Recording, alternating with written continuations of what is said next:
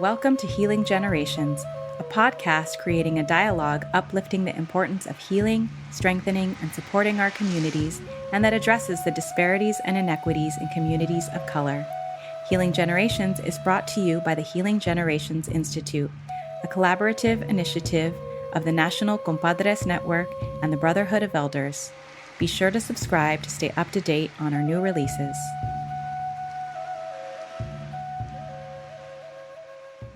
Well, blessings to everyone, and welcome again to the Healing Generations podcast, a collaboration between the Brotherhood of Elders and the National Compadres Network.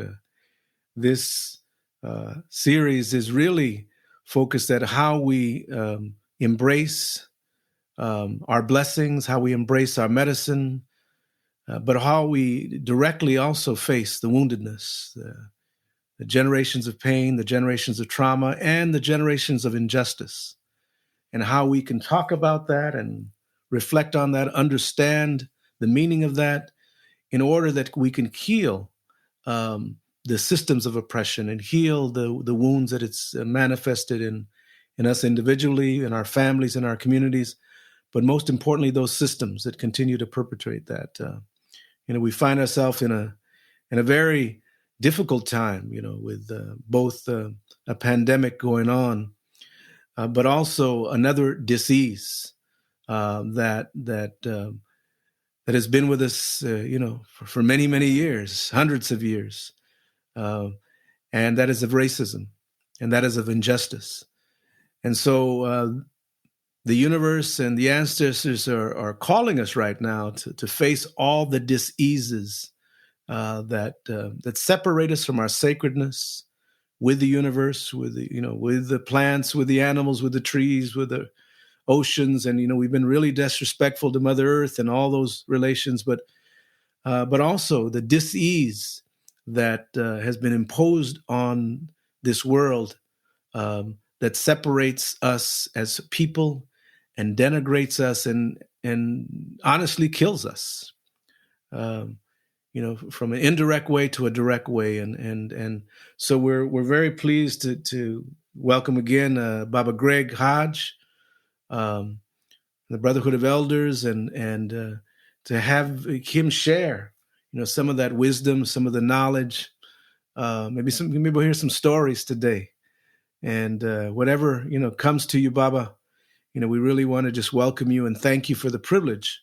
I want to thank your family, for bringing little Greg Hodge into this world, right? And and guiding you up and teaching you those lessons, and all your ancestors who have blessed you, and all the Babas, they're the Brotherhood of Elders that have guided and nurtured you, but also the young ones, those young ones that teach us, man, challenge us, and, make us keep learning that way.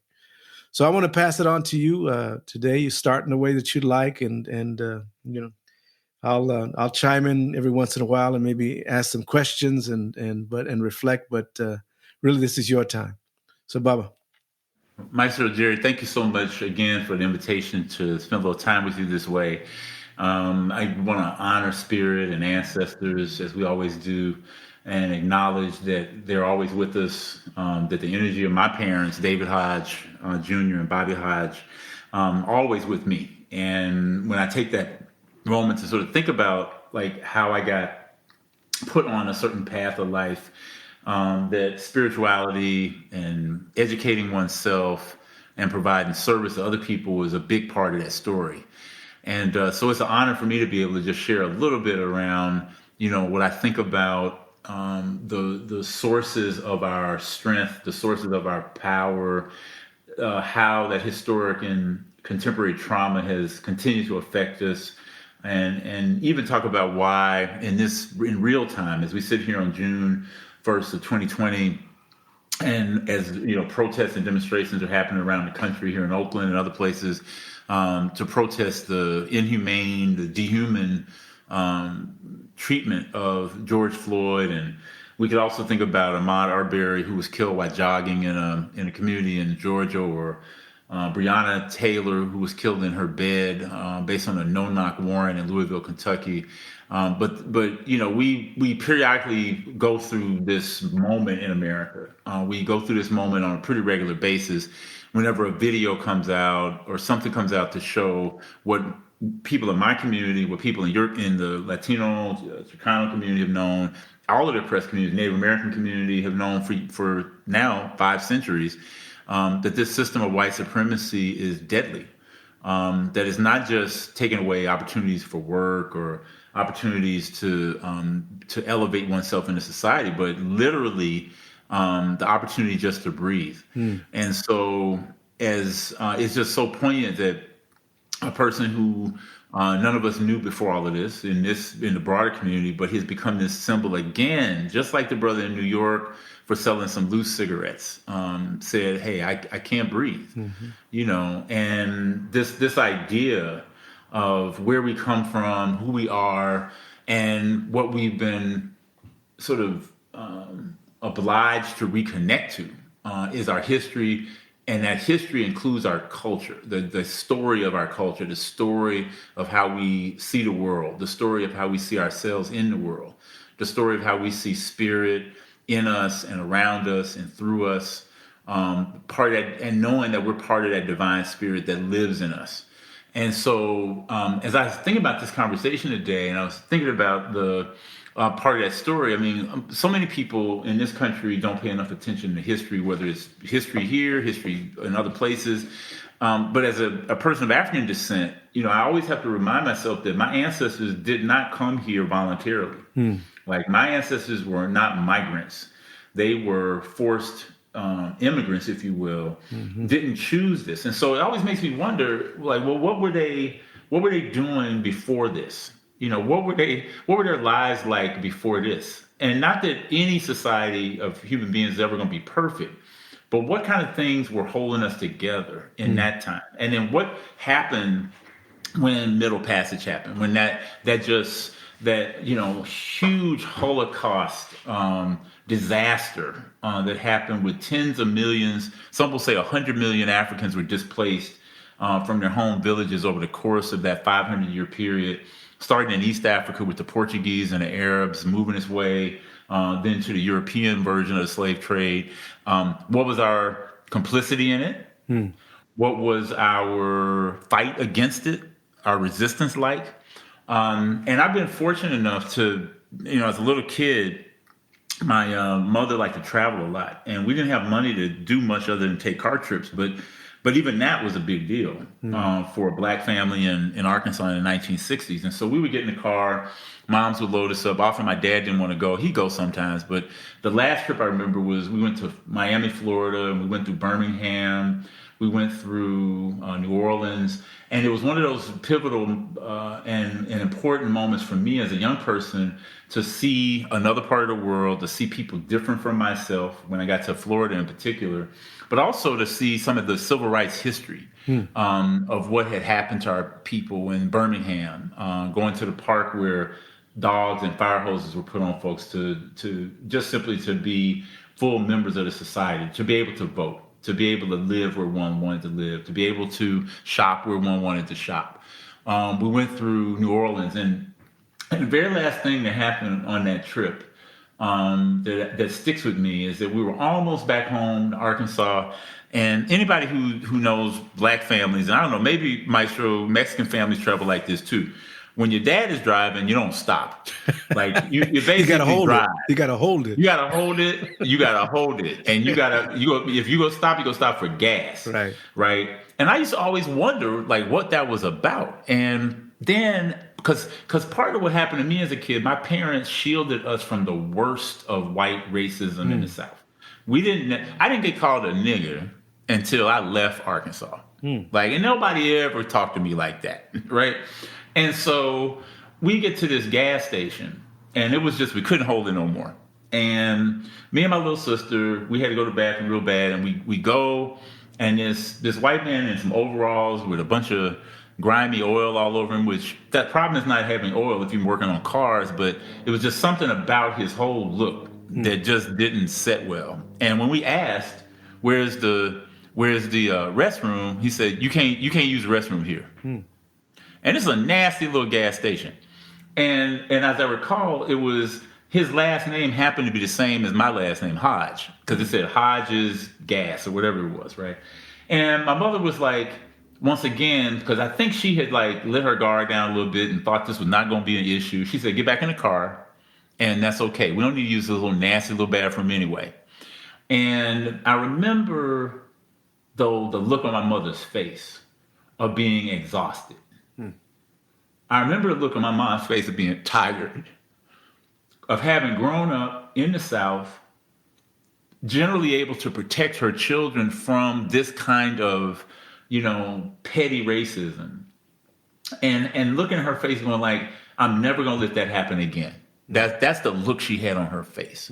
That I'm never going to let my children be embarrassed in this way, or treated in this way. Because we didn't feel embarrassed. We felt shocked, because we had gone for 2 weeks through the South, never having a problem like that.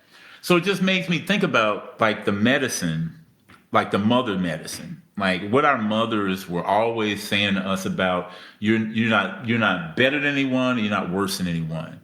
You have skills and talents that you need to cultivate.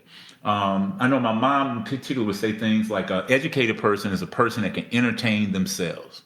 But that medicine that we often don't think about in the context of like what we do with circles and restorative justice moments and all that. But some of that medicine is the relational medicine. Yeah. It's the I love you medicine. Yeah. Yeah. It's just like when you were talking about growing up in Compton, in a conversation we had, and you were sort of saying this notion of being acknowledged by people, and your father saying to you, when you go in the house, you got to speak to everybody. That's medicine. Mm-hmm. That's medicine. I was years ago, I was in Senegal, and I was a guest at a home and in that home, there were 3 generations of people represented. There was the great-grandparents, the grandparents, and the parents of the house, actually 4 generations, and then the young people. And one of the things I noticed about that household that was really special, they were very welcoming to me. They wouldn't let me spend money on anything. We go to the market and they say, your money's no good here. But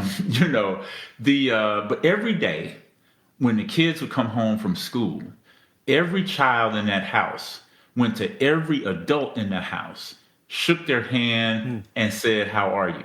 They said, Nagadef. And the response is Mangi Fi. They said, Nagadef. Everybody, every day. It was never this moment like a young person's too busy to go say hello to the grandmother. And I said, and it reminded me of something that was true when I was growing up. So I said, there must be some cultural continuity between the African continent and Arkansas. So I've always been looking for the things that were maybe called by one name on the continent of Africa or in the Caribbean or in Brazil, and then called by a different name here. And I think that the thing that I, in some ways, when we first started this work together with Healing Generations, I admired the most about you and other people in the Latino and Latinx and Native community and La Familia was that you had songs together. You could sing together. That there were certain things you could do and everybody understood the words of it. And I think our challenge as Africans in the diaspora is to relearn our language, relearn our words, because those words and phrases contain so much of the medicine that I'm trying to describe. I would have to imagine that when people were captured in that slave trade and taken to places like Goree Island or Elmina Cape Coast Castle or the Pelourinho in Brazil, these were slave auction blocks and holding cells and dungeons. And I got a chance to visit Goree when I was in my late 20s. And I went there, and it was just the energy of the ancestors, the spirit that was in the place. And everybody I've ever talked to who's ever been there says the same thing. You could be white, you could be black, you could be brown, it doesn't matter. If you're a human being with a pulse, you feel something in that space. You feel a certain power in that space. And one of the things literally, the floors of Goree Island are made up of the blood, the sweat, the bodies of Africans. They say that there's at least 4 or 5 inches of substance before you get to the stone floor. That is literally my ancestors' bones and skin and blood. So everything about that place was just hard to take in. But then I started to think, but how did they survive? Like, how did people come out of this with any kind of mental health, with any kind of healthy mental state? So they must have had some medicine. I can imagine that on those slave ships, on the bottom of those ships that went back and forth across the Caribbean, into South America, into the southeastern United States, that people must have at some point taught each other their songs. Mm-hmm. At some point, they must have learned, just because many times there was people from different language groups that were captured and put together as if everybody was going to know the same language. But people didn't know the same language. But I bet you it was the song. So at Goree and Elmina, I would imagine if there was some serious humming going on, mm-hmm. the way I used to hear my grandmother hum. Yep. Like, when people used to do work songs, when people had all of the rhythm associated with that, and even when people's instruments were taken away. The English didn't want us to have our drums. Right. Somehow the Portuguese and the Spanish were okay with the drums. I don't know what that's about culturally, but the English, you can't have no drums. You can't have no instruments in the church other than the piano. It's the devil. It's the devil music, right? And so I have to imagine that people were tapping out a beat, like on the planks of that ship. And they were singing some songs. They were doing something to take their mind off of the situation they found themselves in. Mm-hmm. That to me, it has to be one of the only ways you survive it. But the thing is, that experience is in our DNA. Right. That experience has come with us. So as healthy as we think we are, we still got some work to do to get that slavish disease out of our system. Mm-hmm. To get that virus of racism out of our system. And the more that I learn, the more that I go places, the more that I study, and I think about, even in something I learned in Brazil was that the people who came on ships into Brazil, often, because of different form of slavery, people tended to stay in the same geographic areas. But those people, and I can't remember the name of it. Maybe the next time we do one of these, I'll pull it up. But there was a name given to the groups of people who had gone through that together. Like it's almost like a fraternity or sorority. It was like they stayed together through the course of their lives. They checked in with each other because they had gone through something that was just indescribably painful. But something out of that said to them, but your salvation, your medicine is in your people you are lying there next to. So it's just extraordinary to me. And then I think about, as we came out of that era, we were farmers, we were blacksmiths, we were doing all of these crafts, all of this art, and we started making beautiful art. Yeah. And that art is part of that medicine. So in New Orleans, you can go to New Orleans now and see all that wrought iron in architecture, and many times it will have symbols out of the African tradition, like that Sankofa symbol. But all of these reminders are reminders of our medicine. Even the quilt making, and I love this idea of things that are hidden in plain sight. A lot of times you think stuff is hiding from you, and it's right there all the time. You just didn't know what you were looking for, right? And one of the lessons, and again, part of that medicine of the art of quilt making, is that there was a code in many places, in South Carolina, North Carolina in particular, people made quilts that had codes embedded in them. And often what was happening, like each of those, many quilts had one design. So sometimes it was like the bear claw design. That bear claw design would when it was time for somebody like a Harriet Tubman or somebody who was coming to take people out of this situation in the middle of the night, for the 2 or 3 days before that, they would hang this quilt to dry. They would wash the quilt and then hang it to dry so this so-called master class wouldn't know what it was about. But they would hang it out, and that symbol of the bear claw was a message to the soon-to-be runaways. This is the time to follow the bear claw up the mountain.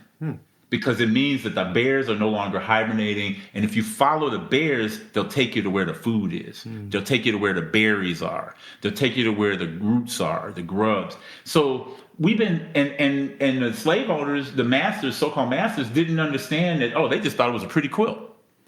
But that medicine embedded in the art is the same thing I think is happening with us now. Our medicine's embedded in drumming.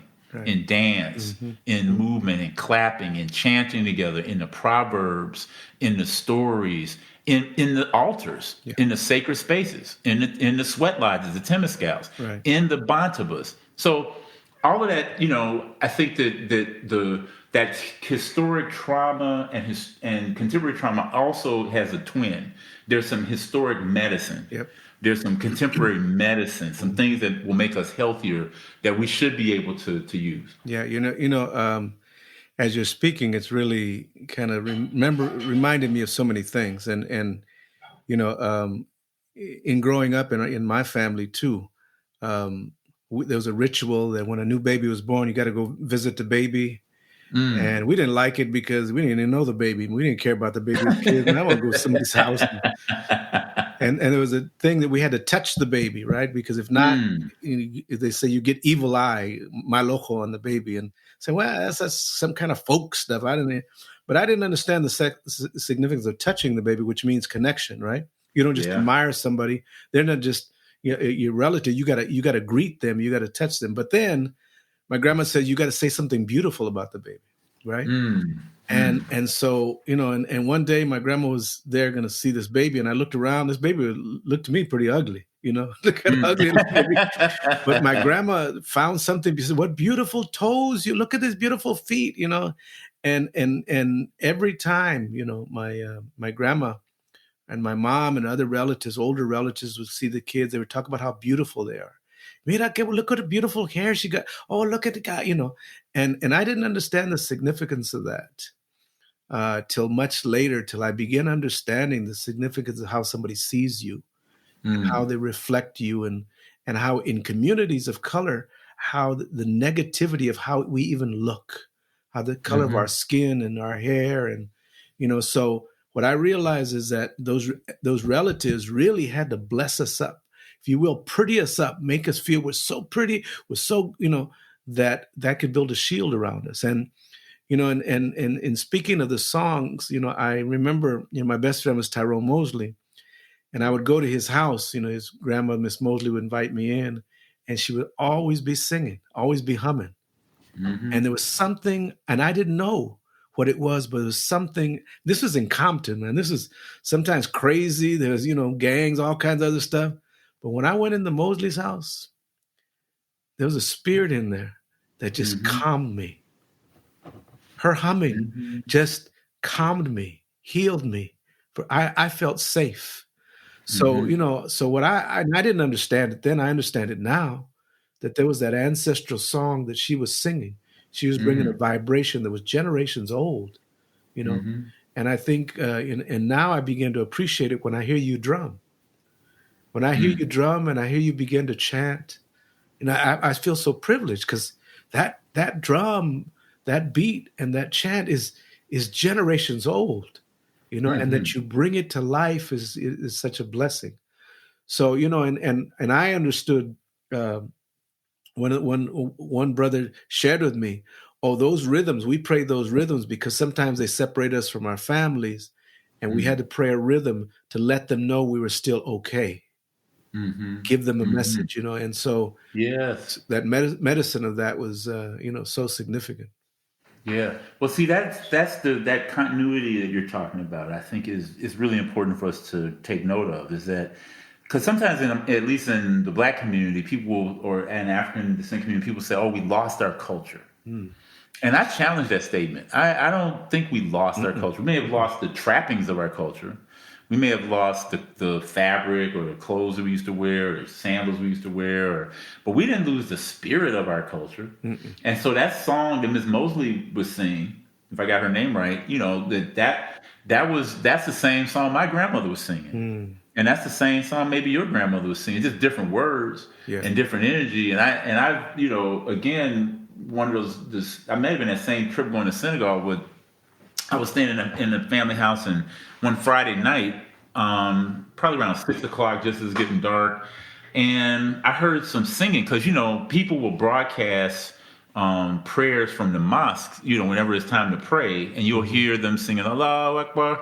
They're getting ready to pray, and even just that, when in that culture, people in West Africa pray together 5 times a day. Wow. And I kind of joke about it. It's kind of hard to be funky with people when either you just prayed or you about to go pray. It's hard to be mad when you got to sit there and be That's like, right. So there's certain things in the culture that allow that, right? And so, but I'm hearing this music and I'm saying, like, why does this sound so familiar? I don't speak Arabic. I know a few songs in the Wolof tradition and the Bomber tradition and all that. But I'm hearing this song and I asked somebody, I said, well, what is that? They said, oh, that's Juma prayer. They sing the prayer on Friday nights. They don't say the prayer, they sing the prayer. And I was like, wow, that's amazing. And so I just started hearing it and I kept going like, but why does this sound so familiar to me? And then it came to me that the way that people would start worship service at the Highland Missionary Baptist Church in Pine Bluff, Arkansas, was that it typically is the old men, and they would get on the first pew, and they would get on their knee, and so they would be in a posture of prayer, and then they start singing, and they start singing these songs they're called long metered hymns or Dr. Watts or old 100s, and it was this way of singing a hymn that was a call and response. And so it sounds something like, I called the Lord and he heard my cry. And then the congregation would go, I called the Lord and he heard my cry. That sound was the same sound of the Juma prayer. Wow. That's why it was familiar to me. And so I asked somebody a little bit more about it. And because I have an interest in the history of the continent writ large, I happen to be with somebody who's an expert authority on Egyptian history and Egyptian culture, Kemet, right? The black land is what Kemet means. And I said, well, do you happen to know? No, I asked somebody. I said, what is the name of this particular style of song? Not the service. The service is called Juma service, but the style of song is called zik or zikr. And I know there's a lot of connections between Arabic and the original language of the black people in the Nile Valley, through the hieroglyphs and all that. So my friend said, you should look it up. Because at that time, I was using an Egyptian language dictionary. And guess what I found? I found the same word zik or sik, the same word in the hieroglyphs, 3,000 years old. And it means to offer a prayer or song to the divine. Wow. So I'm able to make for myself this connection between Nile Valley culture 2,500 years ago, West African culture in the 1980s, and the culture that I grew up in Pine Bluff, Arkansas. It's that kind of thing that convinces me that there's so much of our medicine that's just out there. It's almost like if you had all the botanicals you needed, but you didn't have any orderly way of organizing the copal and the churi and the frankincense, but it just was kind of laying around on the table like loose. This moment, I think, is our opportunity to put everything in the medicine cabinet, to put everything in the medicine chest, to bring these pieces together, because the anger that we're seeing on the streets today, the anger that's causing, even as we're sitting here talking, I see a pop-up on my phone that says the sheriff's department or somebody has declared a curfew for Oakland starting at 8 o'clock tonight.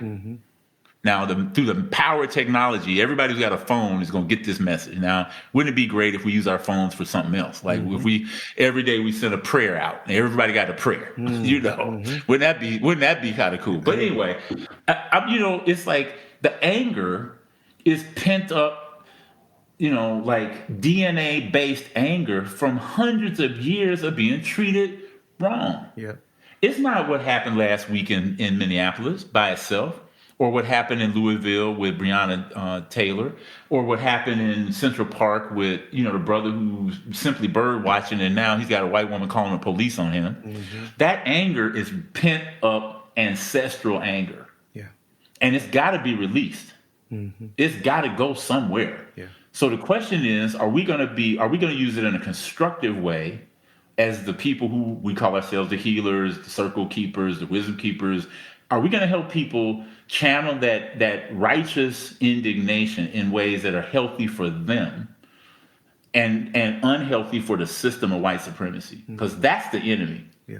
That's what we're up against. And I think all of these tools we have, libation and incense, prayer, songs, proverbs, singing together, rituals that we do, even going back to your point around this touching, like acknowledging. One of the hardest things about this pandemic and the moment we find ourselves in is that we're supposed to be physically distancing ourselves. Mm-hmm. The mislabel has been socially distancing. We shouldn't be socially distancing. Mm-mm. We should be physically distancing and socially connecting. Yeah. And so when you talked about you had to do this thing with babies, this is why I love talking to you. Like I enjoyed his work. You talked about babies. Now, Asa Hilliard, who was one of our premier scholars, who's now an ancestor, he was an educator, premier educator in the country, but he did some research around the notion of touching children and holding children and why it's so important for children to be held, for children to be touched. Like that's the hardest part of people who are going through this COVID crisis and in the hospital who can't be touched by someone else. It's one of the most human things that we do is we touch each other, right? In a proper way.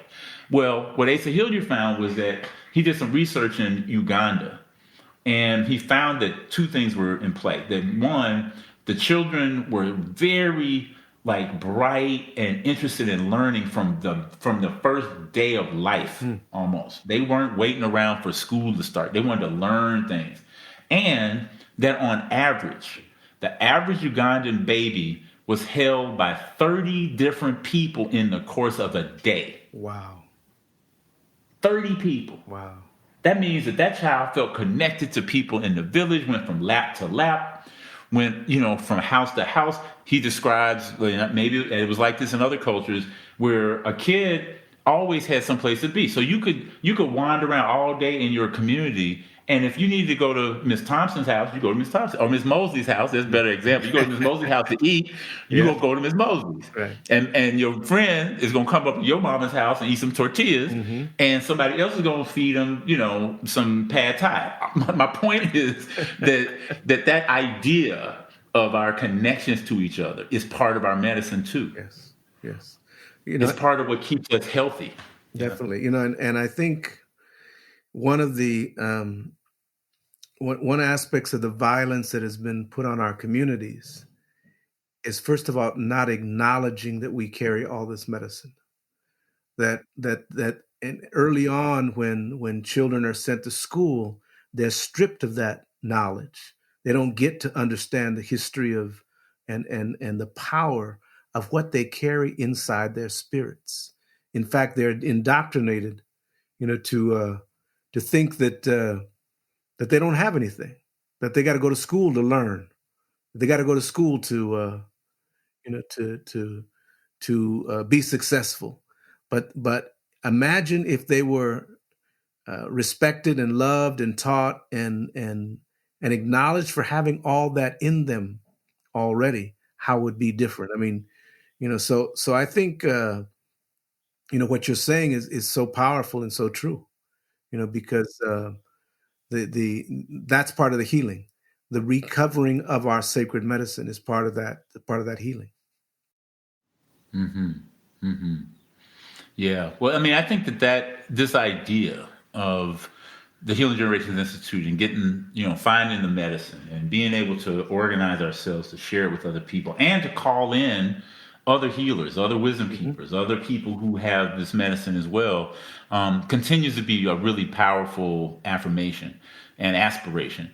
And I think that the more that we can show ourselves true to our culture, the more that we can share that with, and I just really think about the young people in particular who are out here on the streets, because that's something young people need to do and are supposed to do. And I always feel like, well, what's the elders' role in all that? Are we supposed to be out there with them?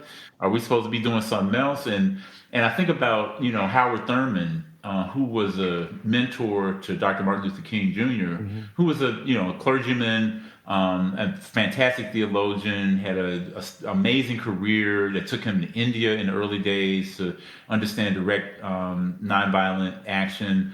But Thurman was a little bit old. He was older than King in the 60s, and people would often ask Thurman, so why aren't you out on the front lines with Dr. King and Jesse Jackson and Ella Baker and these folks that are out in the streets? And he said, everybody's got a certain role to play.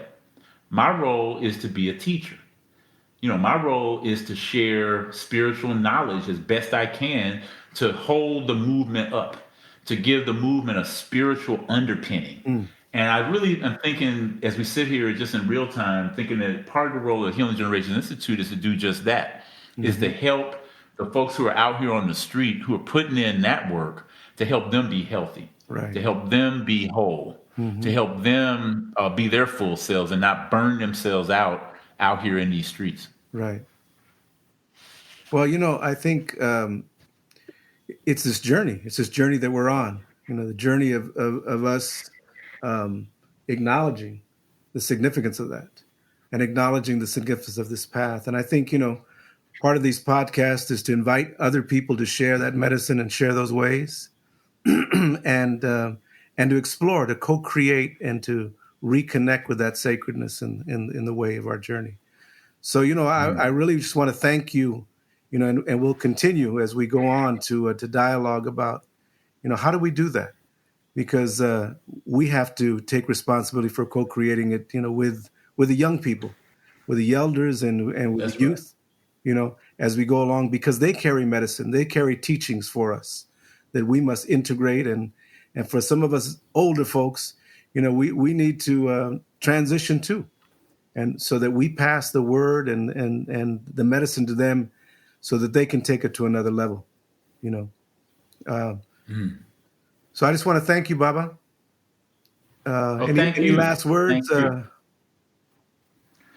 Well, just to all of the folks who are listening to this, who are looking for their own medicine, who are looking for their own support, looking for the healing of the bumps and scratches of being in this life. I just want to encourage you to look at things that are already around you. Look at nature, your ability to go outside and just look up at the sky. Somebody told me that once. They said, if you're ever feeling bad, just go outside and look up.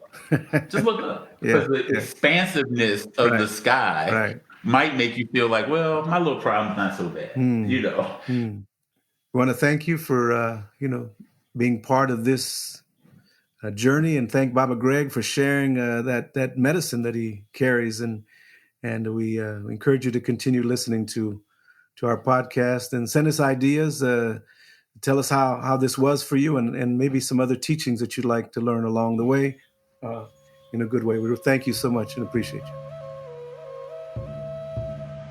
For more information about Healing Generations and the Healing Generations Institute, visit nationalcompadresnetwork.org and be sure to subscribe to stay up to date with our new releases.